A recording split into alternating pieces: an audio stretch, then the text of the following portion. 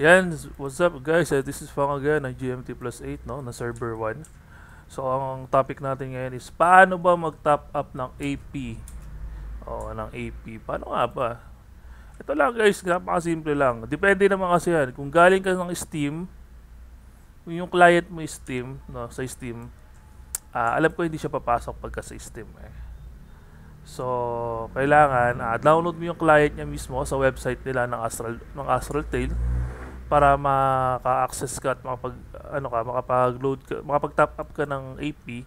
For example na lang ito, makikita nyo ito sa screen natin. Ayan, pag gusto ko mag-top up ng AP, example yan, ayan, kasi nakalogin na ako doon sa website nila na XLegend.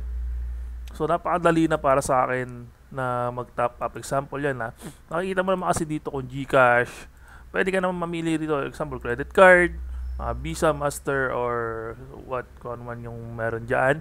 Pwede ka mamili ng method dito, ng payment method. Pwede rin naman e-payment, PayPal o Amazon Pay. Kung other payment naman, pwede naman GCash, Dragon Pay, BPI, Multi-Game Guard, 7-Eleven, Bitcoin. Pwede rin yan sa akin GCash na ano.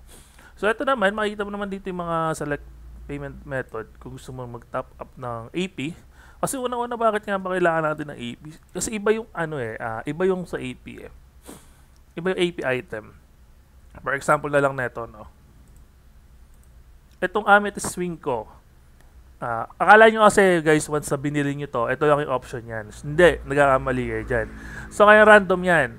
So once na binili mo yung wing na yan, pwede ka magkaroon ng attack 2%. Kumbaga random talaga eh. So totally, hindi porkit nakita mo dito na reduce all crit receive damage by 3%. Is ayun na yung makukuha mo na yan. Hindi yun, random pa yun. May bonus stats pa yun dito na ano. Mali mo makuha mo yung depth, pwede yung depth naman. Yan. Sa weapon din ganun din sa weapon. Hindi porkit nakita mo to na critical damage 5%, ayun na yung makukuha mo. Iba pa yan, may lalabas pa yan dito sa baba. I-enhance mo pa yan. Ayan o, about doon sa enchantment.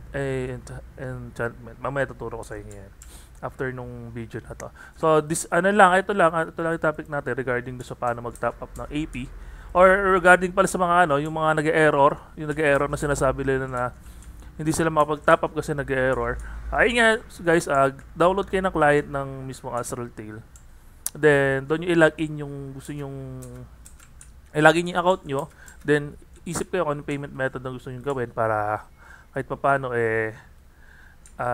mapag-top up kayo. Kasi sure ako hindi mag-error yan. Kasi na-testing ko na din naman. Nung nasa Steam kasi ako, nag-error nung nandoon ako.